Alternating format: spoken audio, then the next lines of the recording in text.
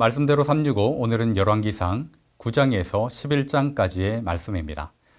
여기서는 솔로몬 왕국의 최후의 모습을 보여주고 있습니다.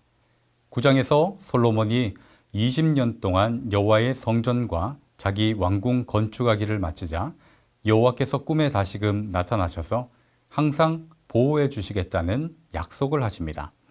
그런데 이 약속에는 조건이 있었습니다. 그 조건은 바로 내 율례와 법도를 지키면 하는 것입니다.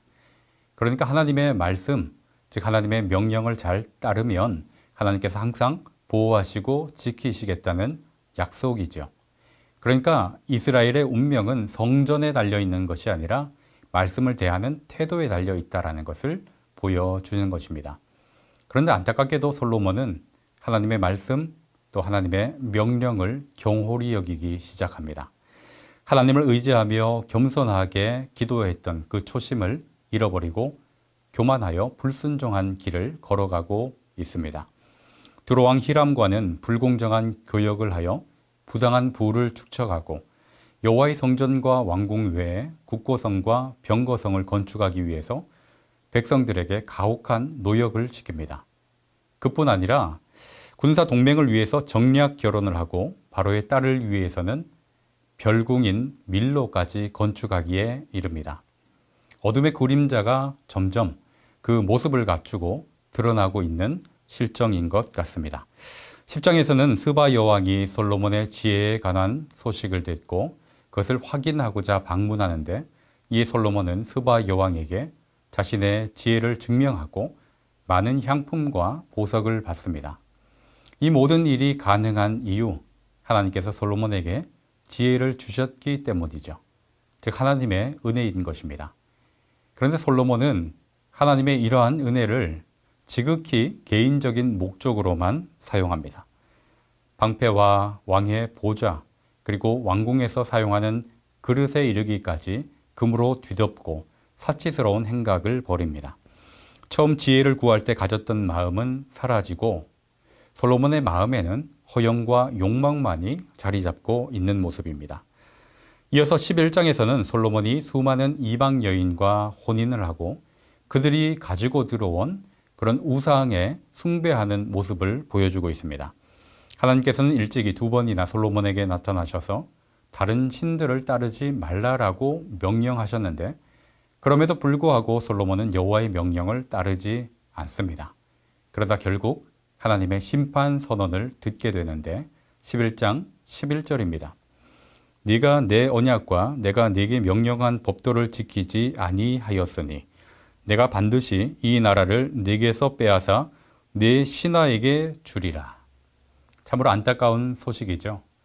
솔로몬이 왕위에 오를 때 하나님께서는 하나님을 의지하는 솔로몬을 위해서 대적자들, 아도니아, 요압, 시므이 같은 그런 대적자들을 제거할 수 있도록 해주셨고 이스라엘에는 번영과 평화를 허락해 주십니다. 그런데 솔로몬이 마음을 돌려 하나님을 떠나자 하나님께서 친히 대적자들을 일으키고 계십니다. 11장 14절입니다.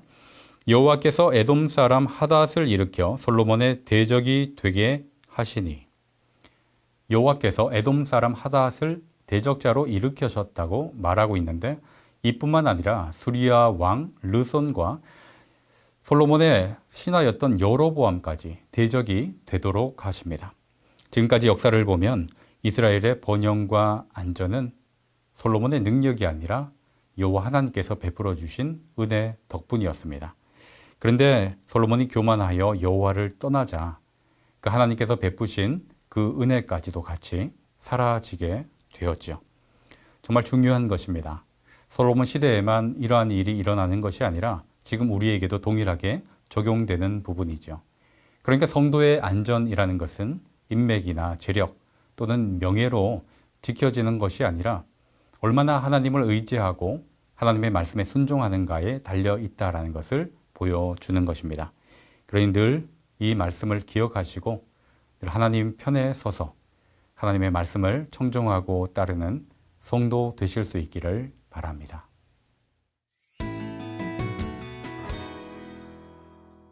4월 17일 토요일입니다. 내일 주일을 잘 준비하시기를 바랍니다.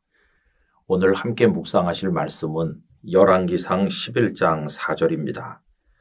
솔로몬의 나이가 많을 때에 그의 여인들이 그의 마음을 돌려 다른 신들을 따르게 하였으므로 왕의 마음이 그의 아버지 다윗의 마음과 같지 아니하여 그의 하나님 여호와 앞에 온전하지 못하였으니.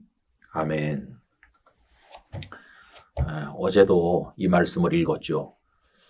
다윗의 마음은 하나님께 늘 전심으로 온전하게 드려진 반면에 그 아들 솔로몬의 마음은 그렇지 못하였다. 이렇게 말씀합니다. 여러분, 생김새는 유전되기도 하고 또 여러 가지 신체 조건들은 자녀들에게 물려지기도 합니다. 그러나 마음은 유전되지도 않고 물려줄 수도 없는 것 같습니다. 마음은 사람마다 제각기 다 다릅니다.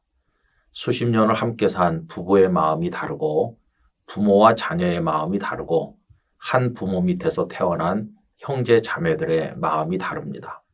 이 마음이야말로 지극히 우리 각자의 개인적인 것입니다. 이 마음에서 어떤 믿음을 가졌느냐에 따라서 우리는 하나님 앞에 구원을 얻기도 하고 복을 받기도 합니다. 여러분들이 각자의 마음속에 하나님을 향한 진실한 믿음이 담겨지기를 간절히 원합니다. 우리가 온전한 마음을 늘 하나님께 드려야 되겠는데 온전한 마음을 드리기 위해서 중요한 것은 우리의 마음을 빼앗는 것, 마음을 분산시키는 것을 제거해야만 된다는 것입니다. 돈은 나누어 쓸 수도 있고 시간도 나누어서 사용할 수가 있습니다. 이 사람과 1시간, 저 사람과 1시간 이렇게 할 수 있지 않습니까? 그런데 마음이라고 하는 것은 나누어 줄 수도 없고 나눠서 쓸 수도 없습니다. 그래서 예수님께서는 한 사람이 하나님과 재물을 겸하여 동시에 섬길 수는 없다고 말씀했습니다. 마음이 하나님께로 가 있으면 재물에 갈 마음은 없는 것이고 재물에 가 있으면 하나님께로 갈 마음은 없는 것 아니겠습니까? 그래서 여러분 어떤 사람이 동시에 두 배우자를 사랑할 수는 없습니다.